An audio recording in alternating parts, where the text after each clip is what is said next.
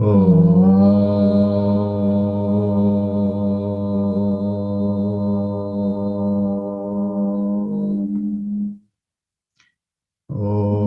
Sahana Vavatu Sahanau Bhunaktu Sahaviryam Karavavahai Tejasvinavaditamastu ma Vitvishavahai. Om Shanti Shanti Shanti. Om Samasta Jana Kalyani Niratam Karunamayam Namami Chinmayam Devam Satgurum Brahma Vidvaram Satgurum Brahma Vidvaram. Om Parthaya Pratibodhitam Bhagavatam Narayanena Swayam Vyasena Gratitam Purana Munina Madhye Mahabharatam Advaitam Ritavarshini Bhagavatim Ashtadashadhyayani Amba Tvamanusandadami Bhagavad Gite Bhavadveshini Yam Brahma Varunendra Rudra Marutaha Stunvanti Devyaistavai Vedai Sangha Kramo Panishadaihi Gayanti Yam Samaga Dhyanavasthita Tadgatena Manasa Pashyanti Yam Yoginaha Yasyantam Navidu Surasuragana Devaya Tasmai Namaha Devaya Tasmai Namaha. Om Shri Ganeshaya Namaha. Om Shri Saraswatyai Namaha. Om Shri Gurubhyo Namaha. Shankaracharya ji in Vivek Chudamani gives a very beautiful description of God or Brahman or this total consciousness. He calls it Nistarang Jalarashi Nishchalam. It is like the ocean, which is silent, which is deep, and which has no movement. At the bottom of the ocean, there is no movement. There is complete silence, complete depth, and complete peace. But on the surface, you see different waves, which are an appearance upon that ocean. The waves don't have any independent reality. We think this wave is independent, but it is nothing but water appearing in a different name and form. It is actually only water, but we give it a name as a wave or a current or a whirlpool or a tornado or a tsunami. Those are all appearances upon that water. The reality is only water. So same way, Bhagavan Sri Krishna shows Arjuna that this whole universe is in me. And in me, when he says it is in Bhagavan as the total consciousness, as Brahman, as the substratum of this whole universe, in God, there is no movement, there is no disturbance in this Brahman. But on the surface, you and I appear like the waves. This whole universe appears like waves, like whirlpool and currents. And just as a wave is a temporary appearance with a name and a form, and then merges back into the ocean, so you and I also have come from that total consciousness, which itself is unaffected, unmoving, silent and deep like the ocean. But on that consciousness called Brahman, or that Supreme Lord, this whole universe is a disturbance, just like the wave, and you and I are a temporary appearance upon that total reality. But our essence is water, is that consciousness. So we are not separate from the ocean. We are not separate from God, because God is our true essence. That is the reality that is sustaining all of us. And that's what when Arjuna requests Bhagwan Sri Krishna to show him the Virat Swarupa, the cosmic form, the Lord is able to, with his Maya, Yoga Shakti, able to demonstrate that this whole universe is in me, and he gives Arjuna this Divya Chakshu, this divine vision, where he is able to see the totality in the form of the Lord, which actually is true. We all are part of that. But you and I, we don't have that vision. Why? Because we still have the I and mine very strong. I am somebody special, mine, this is mine and that is yours, and I am better than you. So this I and my has to be reduced to see the totality, and we'll be talking more about that today. But we saw in the 11th chapter that when Arjuna saw this supreme form, in the beginning he was dazzled. He was, oh, it's wonderful, it's adbhutam, that was the word he used. And there is nothing like that anybody has ever seen, and he is very pleased. But then Bhagwan shows him not only that I am the pleasant, but also I am death. I am not only birth and sustenance, but everything is happening in me. Birth is happening in me. I am sustaining, and everybody is merging back into me, just as the wave comes from the ocean, is sustained by the ocean and merges back. So then there is no need to grieve. That's why Bhagwan in the 2nd chapter says, Avyaktadini bhutani vyakta madhyani bharata avyakt nidhananyeva tatraka paridevna. Then what is the reason to mourn? Because every one of us was unmanifest, has become manifest, and then again will become unmanifest. So death has to be celebrated as much as birth. It is just a transition. And from there, we'll go somewhere, heaven, maybe hell, depending, and then continue our journey, another birth, as we have gone through 84 lakh, 8.4 million births. But Arjuna is not able to handle this ghor, this difficult or very terrible form of the Lord, where we saw that his mouth is open with fire, and all the people are going in and getting burnt and getting destroyed. And so he's not able to handle that. So from wonder, he gets fear. I'm afraid. I don't want to see this form. But then also his mind is filled with surrender that, oh Lord, you alone are everything. Tvamadi Deva Purusha Purana. Tvamasya Vishwasya Param Nidhanam. Vetasi Vedyam Cha Param Cha Dhama. Tvaya Tatam Vishwam Ananta Rupam. He says, you are the Adi Deva. You are there before even the creator, Brahmaji. And you are Purana. You are the ancient. And it is you who is everything. Tvaya Tatam Vishwam Ananta Rupam. Even though we see countless forms in this universe, it is you and you alone that is appearing in all these forms, in the good and the bad, in the animal, bird, plant, fish, everywhere you are. And then he surrenders. He says, Namas Purastar, I prostrate to you again and again, because you are the supreme consciousness, Brahman, who has appeared as my friend. And the moment he says friend, then he gets regret. He says, Sakheti Matva Prasabham Yaduktam. Hey Krishna, hey Yadava, hey Sakheti. He says, I just thought you were my friend, and I called you Hey Krishna, hey Yadava, hey Sakha. Did not Ajanata Mahima Nam Tavedam. I did not know how glorious you are. I did not realize your glory, and I neglected to treat you with that respect. And I did not do that. So he says, that's why I would like to apologize to you. I am sorry. Tatsmat pranamya pranidhaya kayam prasadaye. Oh God, please forgive me.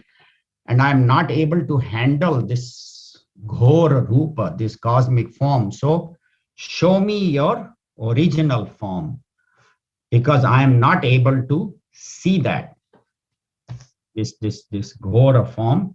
And so I would like you to come back to your Chaturbhuja form, the form of Lord Vishnu or the form of Lord Krishna that I was used to. And that is what I would like to see. So that's what this is what he's saying here, Arjuna. And last week we saw that Bhagwan says, okay, I will at your request, I showed you this cosmic form, and now I will come back to my original form. And so that is where we ended last week. So we'll start from where the Lord is now speaking to Arjuna. So chapter 11, verse number 49. So the Lord is saying, Shri Bhagavan Uvach, Mate Vyatha Macha Vimudha Bhavaha. Mate vyatha macha vimudha bhavaha. Drishtva Rupam Ghoram Idrunmamedam. Drashtva rupam doram idram mamedam. Vyapeta Bhritamana Punastvam. Vyapeta bhiprita manah punaswatam stavvam. Tadeva me rupamidam prapashya. Tadeva me rupam idam prapashya. Okay, you can please mute. We'll all chant together.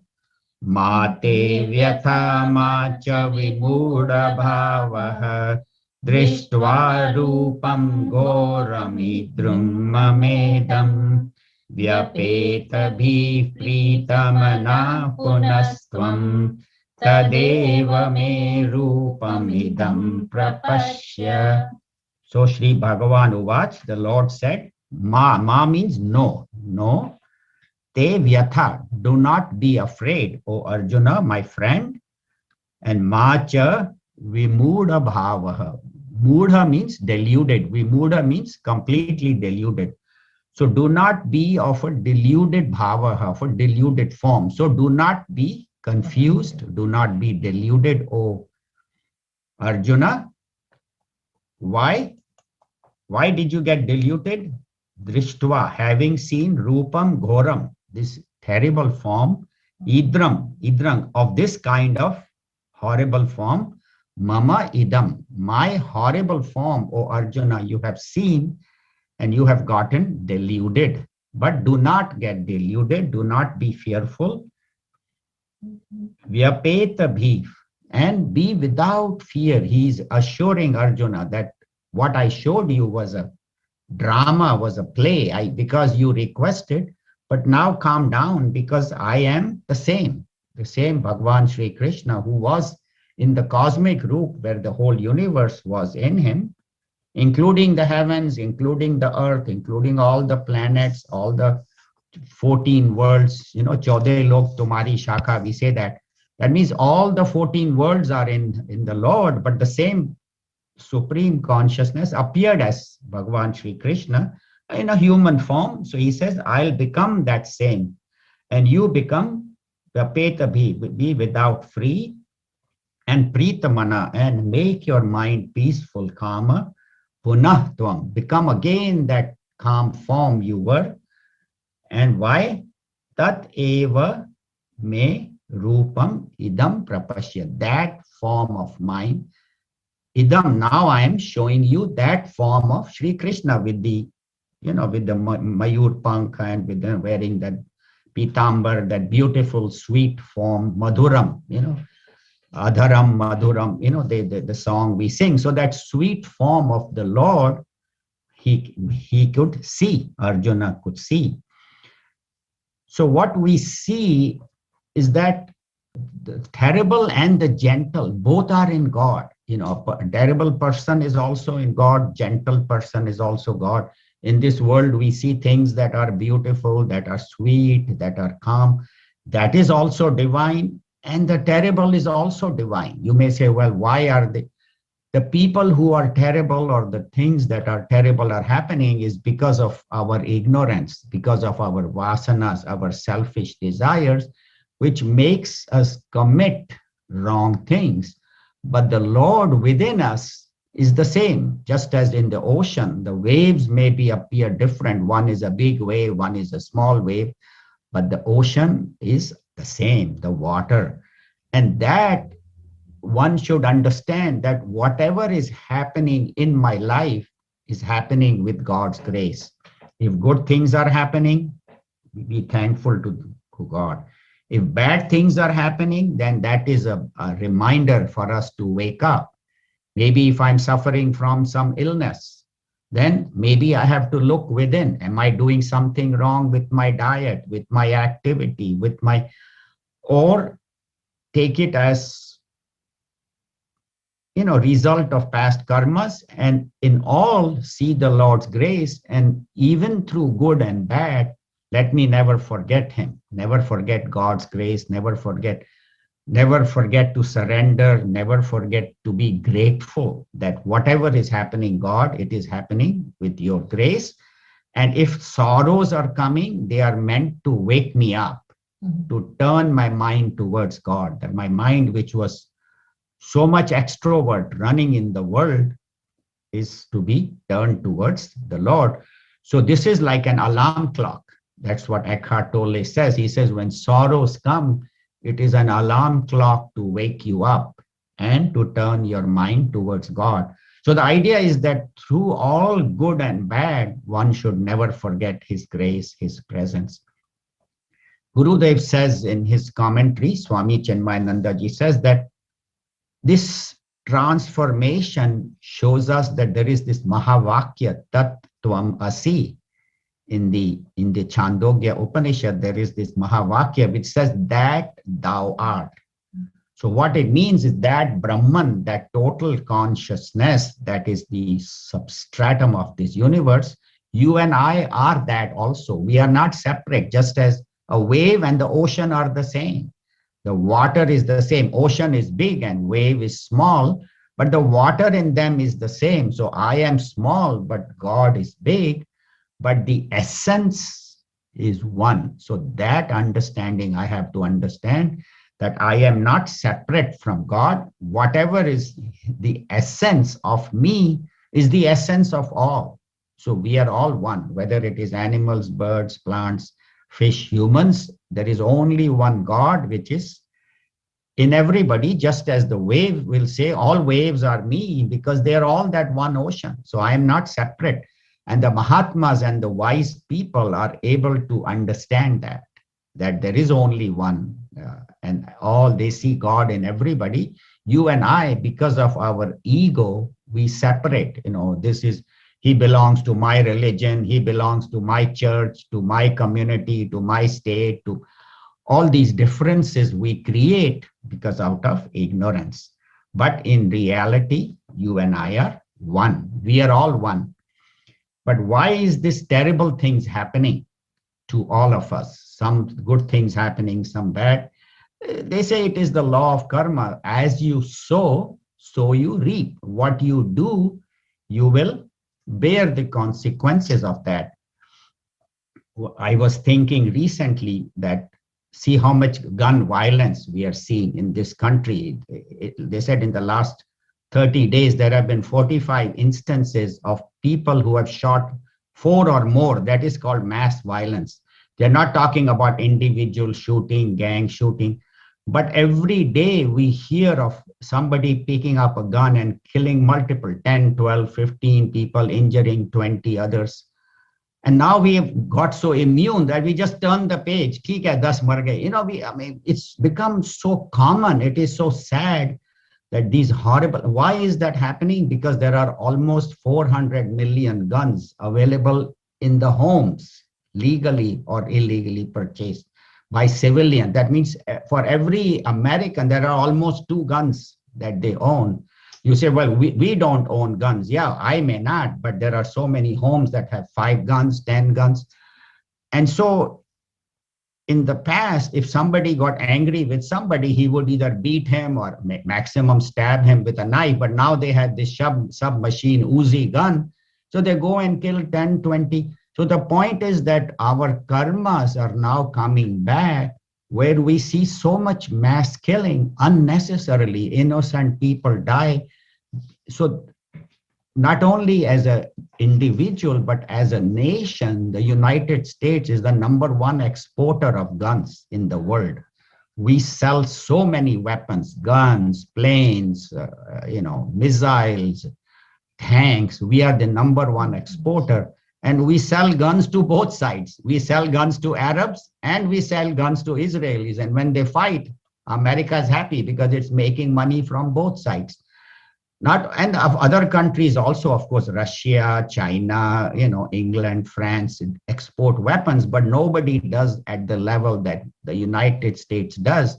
So the point is, you talk about world peace, but then you are selling guns and weapons to everybody without discrimination. So that is what is happening in the world. And that is why there is so much problem, so much horror, so much suffering. So the humans have caused this problem and they are bearing the consequences. So for that, right knowledge is very important. That why am I doing what I am doing, and what can you and I do?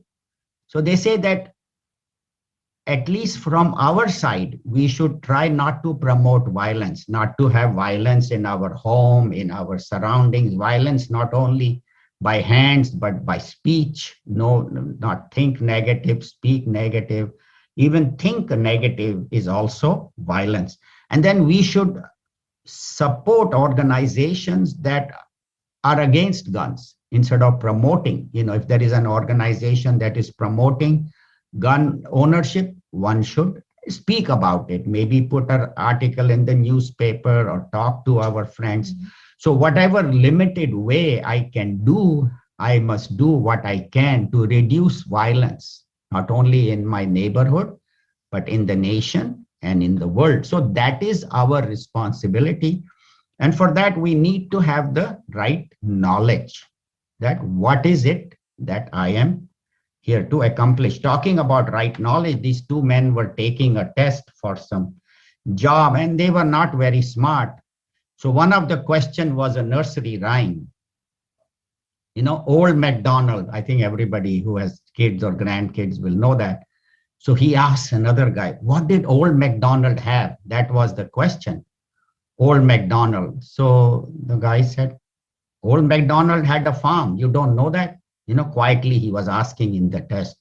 He said, yeah, that's true. Old MacDonald had a farm. He said, how do you spell it? He said, old MacDonald had a farm. How do you spell it? E-I-E-I-O. So you don't know? so the point is that we have to have the right knowledge to function in the world. And you and I, until we get this spiritual knowledge, remain in ignorance, our actions will be ignorant. So at this point, what is happening in this drama? See, Ved Vyasji has created this beautiful drama where Sanjay and Dhritarashtra are in the palace. The battlefield is ready. Kauravas and Pandavas are ready. And then Arjun and Bhagwan Shri Krishna are on the chariot. And this Gita Updesh is going on. But there is silence because Arjuna is still confused. He's still deluded. And Bhagwan is changing. He's changing his clothes. See, from the cosmic form, he is becoming into the Bhagwan Shri Krishna with the Mayur and all that and Pitambar and all. So in this time, there is silence because Bhagwan is busy changing. Arjuna is confused. So Sanjay says, I have to talk to keep the drama going. Like in the play, if there is suddenly becomes silence, then one of the characters says, no, I need to talk. Otherwise the audience will get bored. So now Sanjay steps in and he talks in the next verse and he will tell us what is happening in this theater. So verse number 50, chapter 11, verse 50. Sanjaya Uvacha.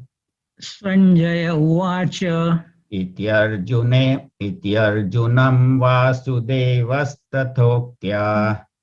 Arjunam Vasudevastathoktya. Swakam Rupam Darshayamasa Bhuyah. Swakam Rupam Darshayamada Bhuyah. Ashvasayamasa cha bhitamenam. Asvasayama asbatabirtamenam. Bhutva punah saumya vapur mahatma. Bhutva punah saumya vapur mahatma. Okay, together. Sanjaya uvacha ityarjunam vasudevastathoktva Swakam rupam darshayamasa bhuyah Ashvasayamasa cha bhitamenam Bhutva punah Saumya Vapur Mahatma. So Sanjaya now steps in because there is silence in this play. So what does Sanjay say? Iti Arjunam, to Arjunam Vasudevaha. Vasudeva, because Bhagwan Sri Krishna was the son of Vasudeva. So Vasudev's son is called Vasudeva. Vasudeva Griham Janmam Iti, the one who took birth in the house of Vasudeva, and Devaki is called Vasudeva.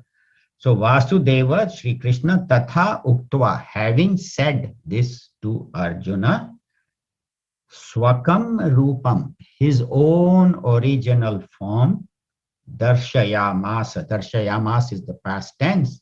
He showed to whom? To Arjuna Bhuyaha, again.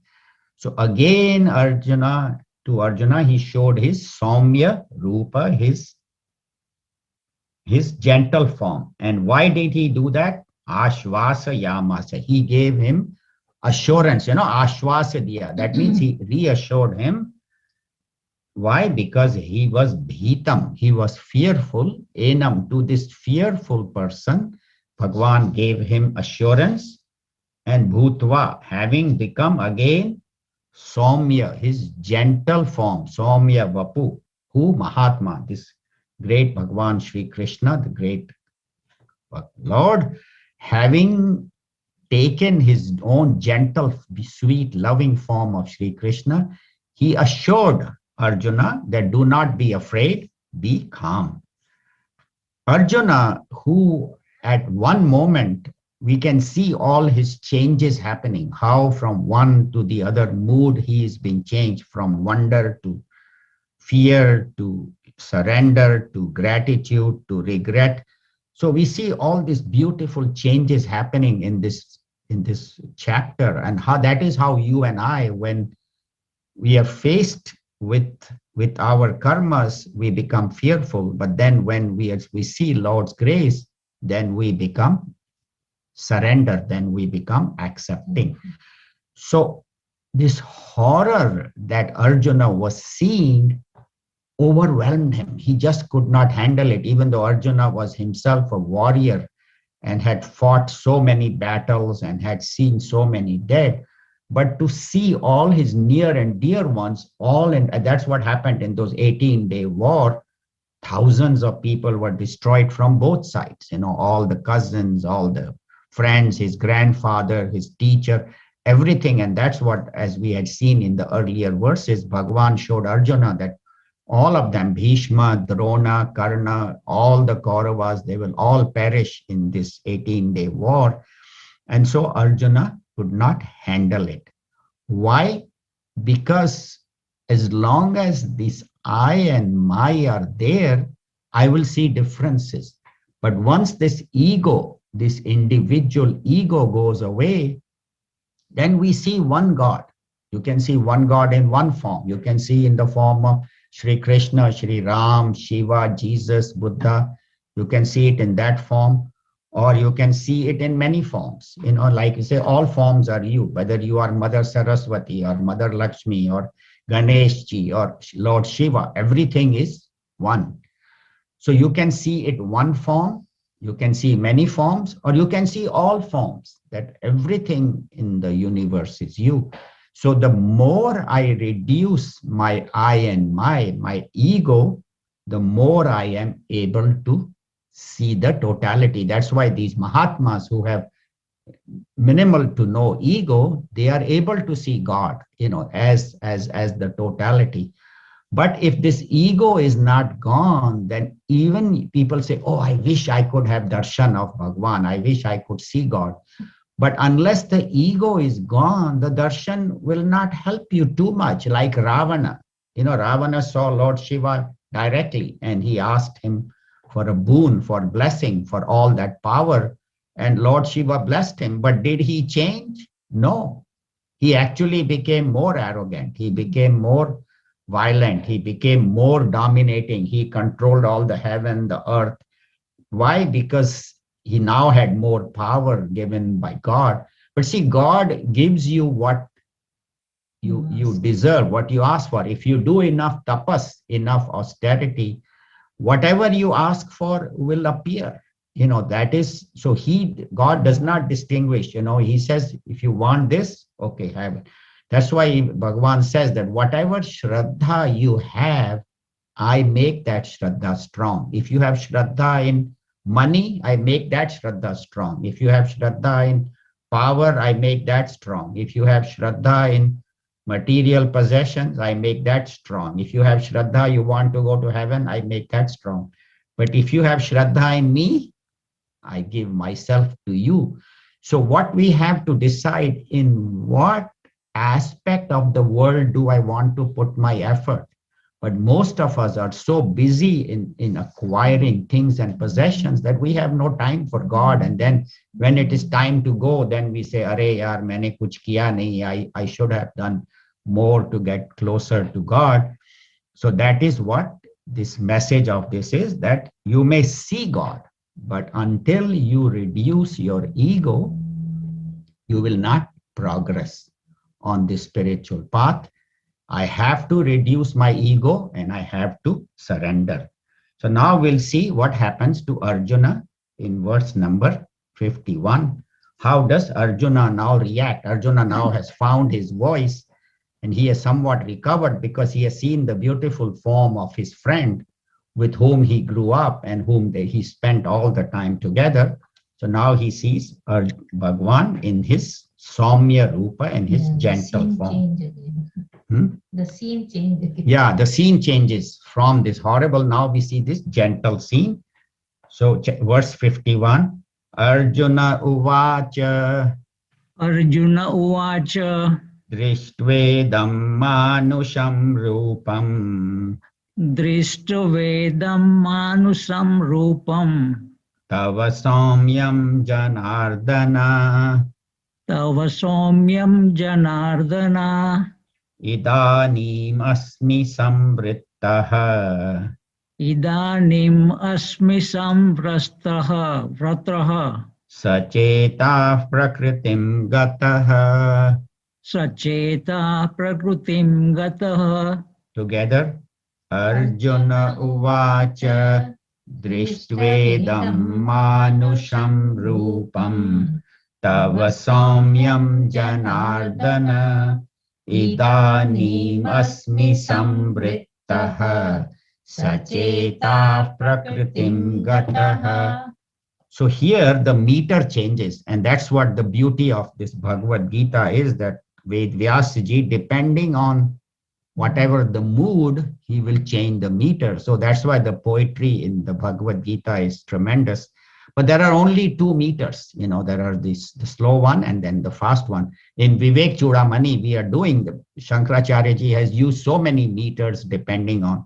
So the point is that these poets are able to change the mood just by changing the meter. So here we find there is a soft and a gentle meter. Arjuna Uvacha, Arjuna spoke. What did he say? Drishtva idam manusham rupam. Drishtva, having seen, idam rupam manusham, this human form of yours, tava, of yours, saumyam. Oh, it is so comforting, so gentle, so peaceful, this form of yours, which now I am not afraid. And who are you? Jana Ardana. Janardana. Ardaha means the sorrows. Jana Ardana means one who removes the sorrows. And that's what Bhagwan's one of his name is, Janardana, that, oh, all my sorrows you will take away, O Lord. And having seen Drishtva idam rupam, what happens to me? Arjuna says, Idanim. Idanim means now. That's one of the indeclinables. Those who are studying Sanskrit will probably recognize these words. Idanim asmi. I am samvritaha. I am very calm and composed and I am very relaxed. Sachetah prakritim gataha. Sachetaha means with my mind prakritim gataha, gone to my original nature. And that is what we all want to do. We all want to go to our original nature. Think about it. If you boil the water, no matter how much you boil it, once you leave it, it comes back down to its cool, gentle nature. Swabhavik. That is our swabhava. So like my mind, is my mind's nature agitated or calm and peaceful? Calm and peaceful, right? Because if my mind is agitated, then what do? I want to come back. I want to calm down. Don't disturb me anymore. Why? Because my true nature is calm, peaceful, composed, relaxed. And that is what we want to be. So anytime anything disturbs our mind, gets agitated, we want to remove the agitation. But what is our true nature? Our true nature, our Prakriti is Sat Chit Anand, the consciousness, existence, bliss. So my true nature is Satchidananda Swarupa. And our mind will always be disturbed till I come back to my original nature. That is my true nature. That's what all the Mahatmas tell her, that that is your nature. And for that, you have to have the right knowledge, and you have to have bhakti, and you have to have the Lord's grace, meher. That's why meher sagar, that, oh Lord, only with your grace, with your compassion, am I able to get this peace of mind. Otherwise, my mind is so disturbed all the time, agitated. It only becomes calm when we are sitting in a temple or in a holy place, or when we are sitting in our prayer room and remembering God. So that's why Arjuna says, now having seen you in this form, Sachetav Prakritim Gataha, I have come back to my original calm, peaceful form. Of course, he had not yet become enlightened, but he was well on the way. He was a very divine soul, Arjuna. That's why Bhagavan showed him his divine roop, his cosmic form. So Arjuna was also a great devotee of Bhagavan, not only a friend, but a great devotee. So Arjuna spoke. So the point is that different meters are used to use different ideas. And Arjuna says that I was so disturbed, I was so upset, I was so stressed, but now I have comfortable. I have come down to my original form, and I have returned to my peaceful nature, which I had lost. And why? Because I saw God and I surrendered to God. And that is what is required, that we have to surrender. Oh God, you are everything. By myself, I am nothing. That we have to remember, that God alone is the doer of everything. You and I depend on God, and whatever energy we have, whatever abilities we have, they have been given to us by God himself. So that understanding, when a person has, and that surrender, then God appears in his life. But there are some great mystics, some great Mahatmas who, having gone there, see, there are some who, having become one with God, they just stay in meditation and stay in the Himalayas or in the forest and don't come back, but they spread peace throughout the world with their presence. But then there are other great Mahatmas who, having got this knowledge, they don't just stay there, they then go out into the world and preach and teach the rest of us that what I have seen, you also see. So there are very many beautiful examples. I'll just quote a few. There was a great American mystic, his name was John Woolman. And he, when he experienced this highest truth, he says, even though my mind is peaceful, but I see this mass of gray matter. And when I look closely, I see these are all humans who are suffering in misery and in fear and having so many problems. And what is my duty? I am not separate from them. I have to spread this message of God to all these people. So That's what they say, that for such people to live life is very difficult. On the one hand, they have to remain connected with God, but on the other hand, they are working in the world despite all opposition. Despite, like Puja Gurudev Swami Chinmayananda ji, he could have stayed in the Himalayas and in meditation, but he came down to earth and traveled not only in India, but all over the world, spreading this message that what I have achieved, you can also get. Swami Pranath ji, again, he said, what I have seen is very hard to explain, but I am doing it for all of you so that you all may also come to experience what I have experienced. And these Mahatmas, despite facing so much opposition, so many problems, so much, they are able to keep their mind in God and function regardless of what happens to them. Why are they able to do that? Because they have experienced the highest truth. And that's what it is said. He says, Bhagwan keeps his most difficult job for such people. He said, if you have seen me, now go out and do my work. And he sends such messengers. Again and again, they come in various forms, various saints. Look at Mirabai, look at Tukaram, how many problems they had in their life, Narsimha Mehta, but they never forgot that Mere to Giridhar Gopal dusra na koi, Jake sar mor mukut, mero pati soi. So that understanding that God alone is there and there is nothing else, that is important. What is the most important thing in my life? That and that alone. So when such people remember, then God says, then I work through them. They become my messengers. Actually, Buddha also, the same thing happened. It is said that when Lord Buddha was meditating, there was this demon called Mara. Mara is the name of this demon that tried his best to distract Lord Buddha. And he brought his three most beautiful daughters. And it is said their attachment, desire, and nivritti, that means arati, trying to take him away from God. And they tried all the tricks and dancing and beauty and all that. And Buddha was not distracted. Buddha kept his mind on the highest truth, nirvana. Then it is said, it's a very beautiful story. He says the night before he was supposed to attain nirvana, Buddha, Mara said, I cannot distract this fellow. All my tricks have failed. So he said, let me try another trick. So what he tells, oh, compassionate Buddha, you are so great. Now he's praising him. And he says, you have attained this highest truth. Just stay here now, stay under this Bodhi tree and just enjoy. Why do you want to go to all the people and talk to them and spread your message? Koi nahi sunega. Nobody is going to hear you.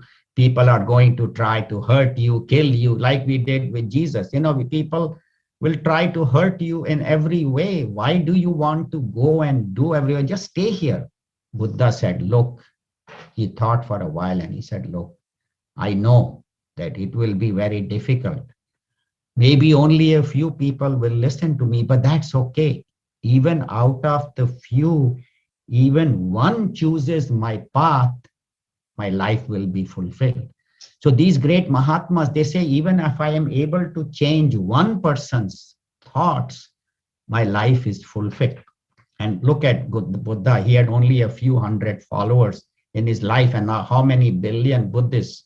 Jesus had 10 apostles, and look now how many billions of Christians. Gurudev Swami Chinmayananda, in his lifetime, whatever the Chinmaya mission was, has spread so much, after his passing. Even Pranaji had a few hundred followers, and now there are so many pranamis. So the point is that these Mahatmas, their teachings don't end with their death. The teachings continue because they are able to inspire others. So that is what they are saying, that Arjuna, having experienced, it changed his thinking, because now he no longer thought of Bhagavan Shri Krishna as my friend or my driver or my charioteer, but as the Lord himself. But of course, the other 7 chapters of the Bhagavad Gita will continue. And the next one especially is very beautiful, which is the bhakti, yoga, the how Arjuna becomes a devotee of the Lord. So that we'll see, but we are almost to the end of the 11th chapter. So after Arjuna speaking, then Bhagwan again speaks, verse number 52. And he's speaking about the devotion. Yeah, he's speaking about devotion. What is the value of devotion? And the last few verses will talk about bhakti. Putting the seed. Yeah, putting the seed for the 12th chapter. So the verse number 52, Shri Bhagavan Uvacha. Shri Bhagavan Uvacha. Sudurdarshamidam Rupam. Sudurdarsham idam rupam. Drashtavanasi Mama. Drashtavan asiyan mama. Deva apyasya rupasya. Deva apyasya rupasya. Nityam darshana kankshinaha. Nityam darshana khanshinaha. So Shri Bhagavan Uvacha. So Shri Bhagavan Nuvacha Sudurdarshamidam Rupam Drashtavanasi Mama Deva Apyasya Rupasya Nityam Darshana Kankshinaha. So Shri Bhagavan Uvach, the Lord spoke. What did he say? Sudur Darsham. Darsham means seen. Du means difficult to see. Sudu means sushtuna darsham. It is very difficult to see this form.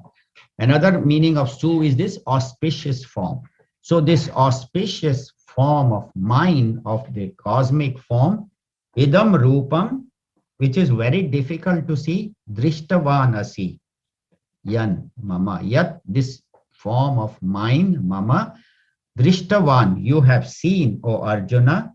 And why? Because of my grace, because even Deva, even the gods in heaven, api, asya rupasya, the sixth case of this form, even the gods in heaven cannot see this form of mine.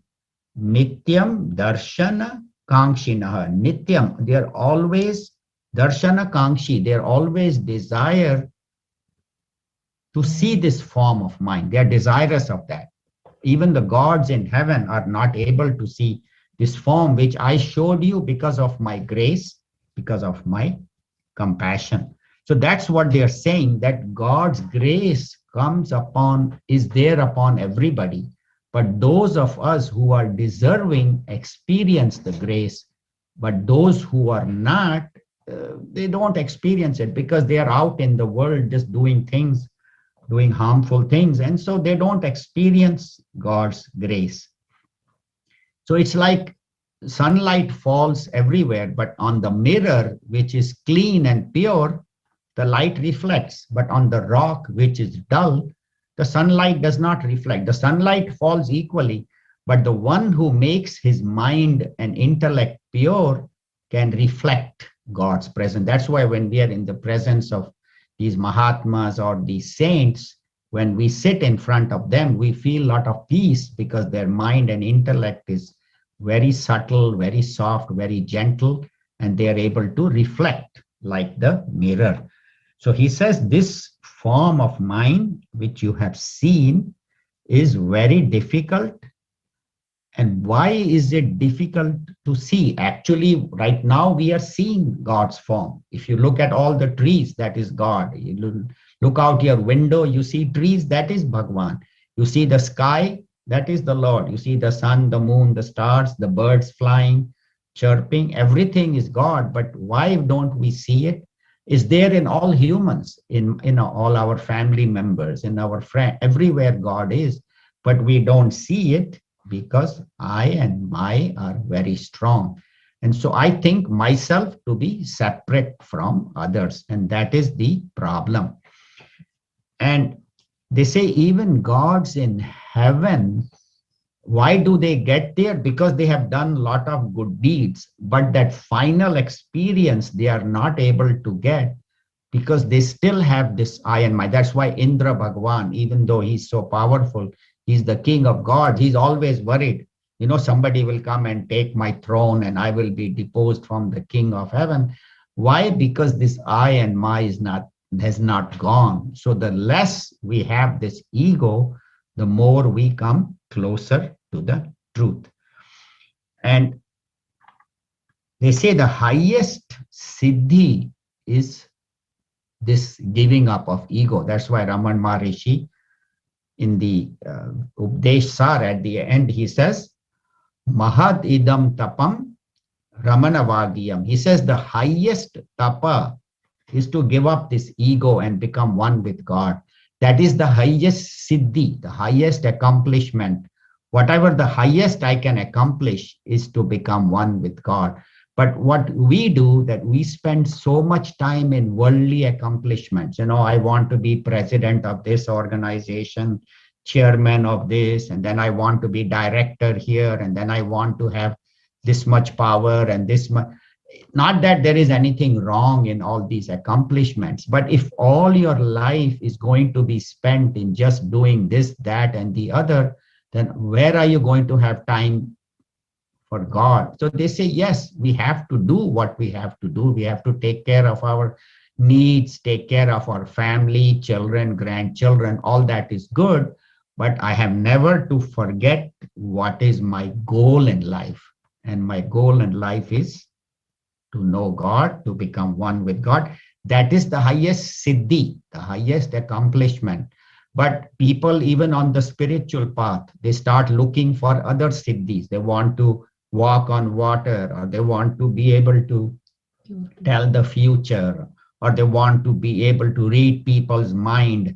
They say, then we go to these Mahatmas, can you read my hand? Can you tell me what is my future? When you go to him, ask him for the highest knowledge. How can I become one with God, instead of wasting time on, what is my future? Your future will be determined by your present. If you do good in the present, future is guaranteed. So if you go to Mahatma, ask him for knowledge. Don't just say, okay, get his blessings, touch his feet and come home. No, if I have a wise person in front of me, I sit down and ask him, what is the purpose of human birth? How can I make myself a better individual? How can I grow? How can I grow spiritually? So that is what. But what people do is they work so hard to accomplish so much, and they have so much money, name, fame, power. And what happens? One little things happen and it collapses. We find people who are very rich, very successful. One problem comes in life and they commit suicide. Why? Because their house is built like a house of cards. Whatever you accomplish in the world is like a house of cards. One card you move and everything collapses. So not that one should not have worldly accomplishments, but remember that worldly accomplishments are limited, will only take you so far, and we don't know when time badal jayega, when time will change and suddenly everything will collapse. And then these people start crying. They don't cry for God.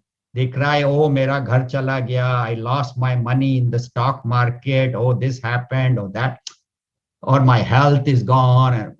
All those things are secondary. Have you reached God? And if you cry for God, then God will come. And that is the highest siddhi, that is the highest accomplishment. But as long as I am there, I again will be separate from God.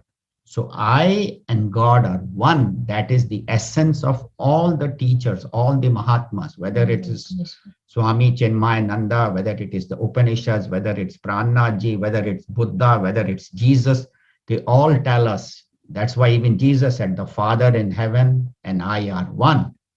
He who has seen me has seen the Father. The idea being that these great souls have recognized their oneness with God.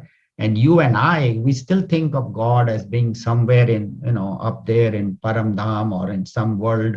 He is sitting there and one day in the future, I will reach him, or after death. No, the scriptures say you are right now even with God. Right now, why are we speaking? Why are we able to listen? Because God is in us. God is with us. And once you recognize God's presence, then you say, I am there. I'm already there. I don't have to go anywhere to reach God. I don't have to know. I already know God. That's why I'm speaking. That's why I'm listening. So to think that after death, maybe some world I will go and there I will experience bliss. Bhagavan says, you can experience my bliss right now. I am with you. I'm not far from you. मैं किधर हूँ? You know, I am with you at all times. I am not anywhere further away. So recognize my presence in you. Pehle aap pehchano re sadho. Recognize I am with you at all times. And just experience I am that. I am there. And once you experience that, then there is no greater accomplishment. There is no greater siddhi. There is no greater goal. And the scriptures tell us again and again that you are that. But why don't we experience it? Because we have too many vasanas. We have too much selfishness. So reduce your selfishness, reduce your vasanas, purify your mind. Our mind, which is full of kam, krodh, lobh, moh, mad, matsarya, anger, greed, jealousy. Reduce that mind, make it pure, and in that pure mind, you will experience my presence. Bhagavan says, I am all the time with you, but you don't experience because you are looking in the world. Look within and turn your mind inwards, and you will see me. So that is the essence of this verse. And why the Devatas are not able to experience God, we'll talk next week. Why is it that even though they are so evolved and they have done so much, why are they not able to? And why are most people in the world not able to see God? So the next 3 verses next week are the beautiful because they have the essence of the entire teaching of the Bhagavad Gita in the next 3 verses. It talks about bhakti, jnana, karma, all of that we'll talk next week. And also the last verse will connect us to the 12th chapter, which is the path of bhakti, bhakti yoga. So very, very beautiful verses.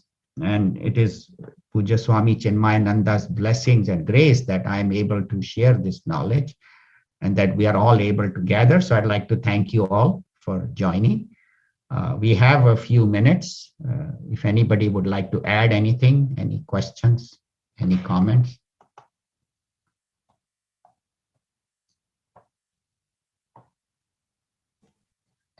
Hari Om.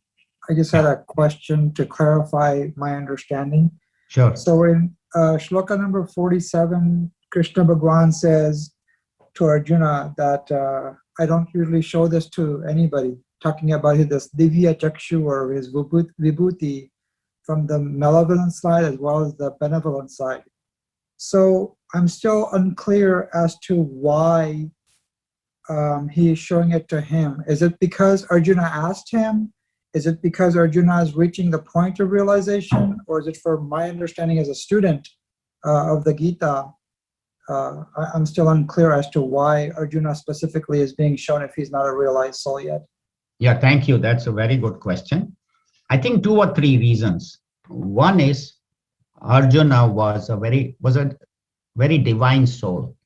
He was a very kind, very compassionate, even though he was a warrior, but inside he had a lot of peace and calm and quiet and very, very gentle soul he was. Even though he was born in a warrior family, he used to find. Secondly, he was a friend of Bhagavan Sri Krishna and always was very close to him and had this emotional connection. And third is that, yes, he asked for it. And that is the main thing, that he was willing to ask and wanting to surrender. And the thing is that he was given the Divya Chakshu by which he could see everything. But what the Mahatmas tell us, that without divine Chakshu, you can see God everywhere. You can see this cosmic form, even just look out your window and you will see God in his cosmic form. But he was given this special divine Chakshu, which Sanjay also was given. But the great Mahatmas all the time experience that. The great souls, the great Mahatmas, the great teachers, all the time. You and I, because our thinking is very limited. So Arjuna did not reach enlightenment, but by this knowledge, it transformed him. So he was quite much transformed and evolved through this knowledge. And through the 18 chapters, as we said even last week, by the end of the 18th chapter, he says, all my moha is gone, all my ignorance is gone. And now, karishye vachanam tava. I have become free of. So this teaching, a lot of people have heard 18 chapters of the Bhagavad Gita, but does it transform our life? Just as Arjuna, from the first chapter to the 18th chapter, we see a different Arjuna who has become a devotee of God, who has become a humble servant. He has become karma yogi. He said, I will do whatever you tell because I know you are telling me the right thing. But you and I, we have heard and studied the Bhagavad Gita so many times, or all the other scriptures. But unless our life transforms, then the studying is not useful. So the studying only becomes useful if there is a transformation. And that's what we see in Arjuna. And then this Divya Chakshu, is there a difference in it between Arjuna and Sanjaya? No, that was the same. Okay. Same Divya Chakshu that was given to Arjuna was given to Sanjaya. To Sanjaya was given by Ved Vyasji. Right. Ved Vyasji, so that Sanjay could show, could see what is happening in the battlefield, not only see the physical events, but what is happening in the minds of the people. That is called Divya Chakshu. He could read and he could communicate to Dhritarashtra. And we see that Dhritarashtra, even though he has heard from Sanjaya that my children are facing the Lord of the universe, Bhagavan Sri Krishna himself, and he should have called off the war, but he was so blind. And even Sanjay told him that all your children will go into the fire of the Lord's mouth, all your 100 Kaurava. But he was blind. He never thought that because of attachment to his children. And he was not only physically blind, but mentally blind. Sanjay again and again tells him, look, the one whom your sons are facing is the Lord himself who has taken human form. Don't think that even though your army is bigger and you have more weapons and you have Dronacharya and Bhishma and Karna and all, but they won't be able to stand in front of the Lord. No matter how much they may have, Ichcha Mrityu. Bhishma had Ichcha Mrityu. He could die when he wanted. He said, doesn't matter. If the Lord is on the other side, you can't. So the point is, when God is with you, then Janaki Nath Sahai Kare. There's this beautiful bhajan that if the Lord Rama is with you, kaun bigad sake naratero. Nobody can hurt you if God is with you. So that is what. Thank you. Yeah, sorry, but the Divya Thank Chakshu you. was the same. So a Yes. little long answer to your question. Thank you. Thank you for good. Anything else? Anybody? Kusum, anything else you have read? No, you did a great job. I just want to say this priceless vision given to Arjuna was because of sheer love and compassion of the Lord towards him. That was the only reason, because Arjuna thought he was not capable of seeing such a beautiful vision. He was not up to that power, but because of sheer love of Lord Krishna, he showed this vision. And I really want to thank you that sharing this vision with us, which is so grateful. So I really very grateful to you. And this is my favorite chapter though. Thank you. Thank It's you. all Puja Gurudev and Bhagwan's blessings that we are able to share this. So, but thank you for your words. Very nice. Anything else? Anji, Kitaji, anything? Anji, I just had a question which is a little bit in my mind for a while. How do one finds out their Ishtadev? Oh, How do Ishtadev. And just say, for example, we grew up in the normal Indian family. We have Ganesh, Lakshmi, Shivji, Hanumanji, all those idols, and we do whatever we do, Aarti, we just could do for everyone we offer. But somebody asked me a question, who's your Ishtevta? And I started kind of thinking, I never thought about that. I just do that. Like, how do we know that and how important it is to have Right. one Ishtevta? Very good question. Thank you for asking. So I think there are two ways. One is maybe your family deity. Let's say you grew up in a particular family where the Lord Krishna was or Lord Shiva was. That is number one, that what your parents believed in. Another one is that there, even among all the forms, one form may attract you more. Somehow you feel that there is a mental connection with one particular form. It could be Lord Shiva, Lord Shri Krishna, Ram, whose qualities, whose form, whose characteristics attract you the most. And the third is that even if you don't have a particular Ishta Devta, just worshipping Guru, that's, some people even do that. They find God in the Guru. There's some of the faiths where they say Guru is predominant. The fourth one is that you worship God as formless. God is formless. He is in all the forms. And so you respect all the forms. And like Muslims, they don't have a particular form. They worship God as formless. So actually God's nature is formless. Brahman, the consciousness, is formless. But this formless consciousness takes different forms for us to relate to. So I can love a particular form, whether it can be Sri Krishna or Mother Saraswati. Like singers and musicians, they worship Mother Saraswati. Artists, writers. Why? Because they are composers. So for that, you need knowledge. So you can pick a particular form of God that you are attracted to. And if you are not, then just see God as formless. That is fine too. It is harder though. It is a little harder. Yes. So for we're just doing like worshipping all, like as we have in our small, in the house, a small temple, and just pray to everyone's, everyone, take everybody's name, some Santan ki jai, like this. Never thought of that I should focus on one. And Yes. then that question kind of came in somebody asked me, who's your Ishtevta? I couldn't answer at that time. I started thinking about it. Should I must have one, or all are fine as I see one in everyone? I think they're both fine. If you have one, that's good. And if you see in all, that is fine. And the whole 12th chapter starts with that. And Bhagavan Shri Krishna says, Klesho adhik taras tesham avyaktasak chetasam. He says, for the mind, it is easy to connect to one form of God with love. But to worship formless is klesha, is difficult, but it can be done. And the 12th chapter, which will be starting not next Sunday, but the Sunday after, will talk about form and formless. And which one is greater? Arjuna asks, which devotee is greater? The one who worships you with form or one who worships with formless? So if you can see the God in all forms, that's even better. But if not, try to connect to one form which you grew up with, or which attracts you, like the stories. That's why with all our gods, they have stories, they have Puranas, they have Shiv Purana, they have Vishnu Purana, they have Bhagavad, where Sri Krishna's Leelas are mentioned, they have Ramayan, where Sri Ramchandraji's Leelas are mentioned.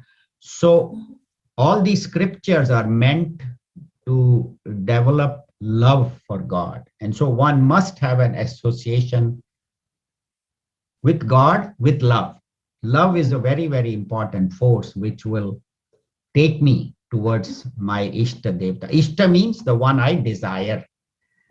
So yeah, but I think just you can do both ways. But if you can connect with a form of God, then for the mind to hold on to that is easier. So every morning you get up and just chant the mantra of that particular God.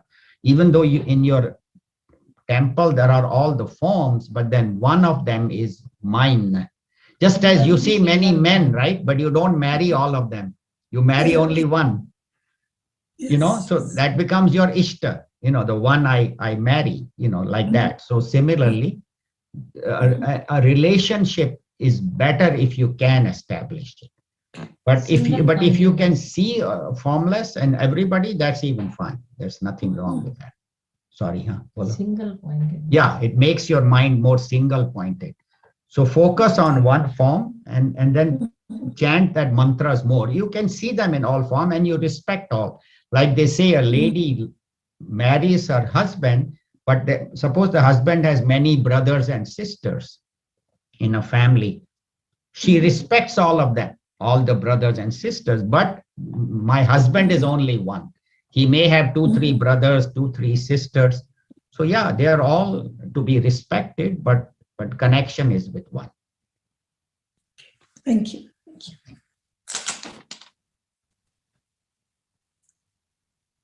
Yeah, Lata. This is a little difficult subject to ask, but I will ask. Yeah. Does law of karma dictate how one's end will come, meaning the death, or the surrounding circumstances will also Yes. be responsible at the end? Right. So I think karma is there are 2 different kinds of karma. One is my karma. You know, what I have done will determine. One is the samashti karma, like the family karma. That may determine like what is happening to the family. Suppose the family has together have done a lot of good or bad things, then I will share in that. Then there is the karma of the city. That's why some cities are going up and some are going down in this COVID. Again, that is karma. Then there is national karma, like the Japan was destroyed after the Second World War. Germany was completely destroyed, but with their effort, they came up where they became predominant powers, and now China and Korea. So the karmas can be of an individual, can be of a family, or can be the samashti of the whole nation. So as a citizen of the country, I participate in the karmas of the country. If the country is doing well, then I also do well. Similarly, as a member of the family, I participate in the karmas of the family. But most important is my individual karma. That determines not only my life, but my death, what will happen after death, and what next birth will be. All that will be determined predominantly by my karmas. But like, for example, I'm going in a plane, you know, all 92 people perish, or like in this Indonesian submarine. You know, so their karmas were all connected, you know, where at one time all 53 of the sailors perished, you know, at one time. So that is the samashti karma of that. And then for the nation, you know, for Indonesia to suffer such a big loss. So Gahana karma no gati, Bhagavan says in the 4th chapter, the gati of karma is very gahana, is very difficult, very secret. But the focus of that understanding is that I should improve my karmas to make my life better. And then whatever happens to others, let it happen. You know, what can I do to make my life better and make my surroundings better? So generally, we human beings fear that last moments, how it will end, you know, how the death will come. We all fear that. Right. So that's what I had a question. Yeah, but thank you. But once you have understood that death is inevitable, then, you know, tatra ka paridevana, it says apariharye arthe. Bhagavan says it is inevitable in the second chapter. Then why even to fear death?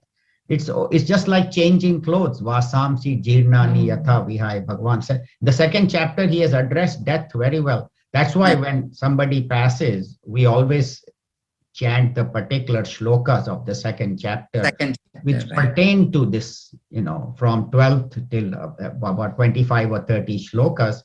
Bhagavan Shri Krishna has talked about death and about all these very well. So in the second chapter, yeah, the Atma never dies, you know, na jayate mriyate va kadachit. So if you know I am the body, then death will be miserable. But if you know I am Atma, the body is bound to drop. So then for a realized master, death has no fear. Or for a person who has become closer to his true nature, He says, time to drop my body. Okay, jaane ka time aaya. I change my clothes and I go. I drop my old clothes and I put on new clothes. And so for them, death has no fear. But if we have body identification that I am this body, then death will be fearful. But if I say I am not the body, I have a body, and when it becomes time to drop it, I'll drop it. For such a person, death has no fear. Right. Thank you. That's why in that movie Anand, he says, "Oh, Babu Moshai, why are you afraid?"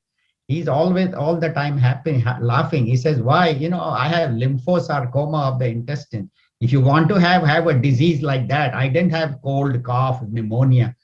ऐसी बीमारी होनी चाहिए."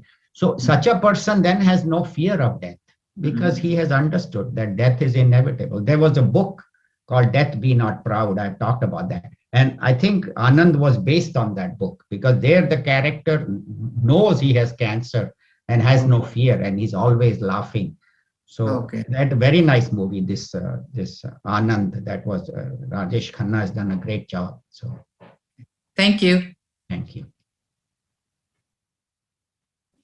Isn't it also Bhagavad Gita chapter 8 also says how when we die, if we remember last minute him, we will go to him. And that happens only if throughout the life we have remembered that God. Yes. And also in Bhagavatam, when the elephant, what is his, Gajraj, when he's dying. Gajendra Moksha. At Gajendra Moksha also the Hari gives a mantra. If we say that every morning and evening, he will definitely come to us at that time and will remember. And that mantra is very powerful of that crime. Right. So I think those will help us going through this, Thank you. That's good. So we'll do the Aarti. Harsha and Girish bhai. You want to chant the Aarti, right? You will do the Aarti also? You chant. Yes.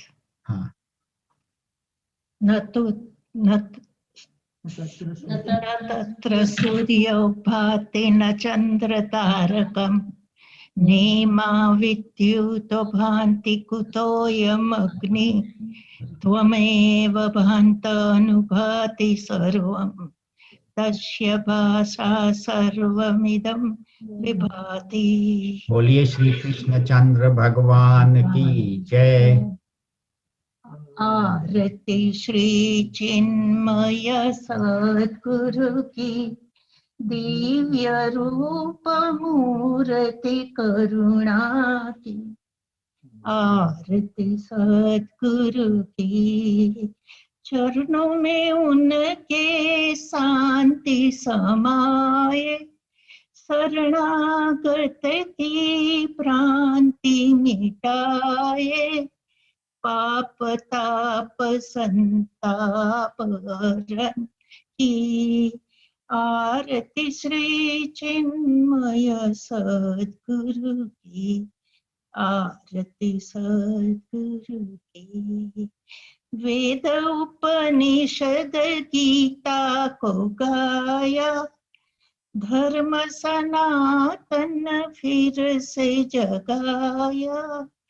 शुद्ध नीति प्रीति शंकर की.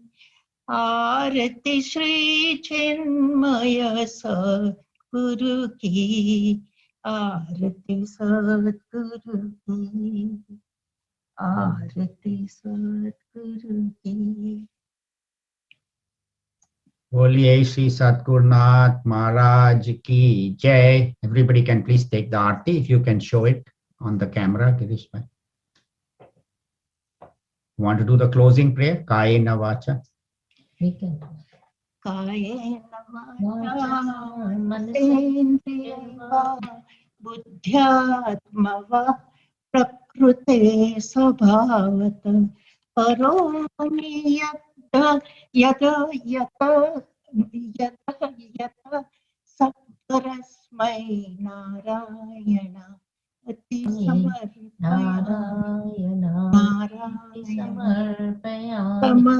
समर्पयामि. सर्वे सन्तु निरामयाः सर्वे भद्राणि पश्यन्तु मा कश्चित् दुःखभाग् भवेत्। असतो मा सद्गमय तमसो मा ज्योतिर्गमय मृत्योर्मा अमृतं गमय। ओम शांति शांति शांति। हरि ओम। श्री गुरुभ्यो नमः। हरि ओम।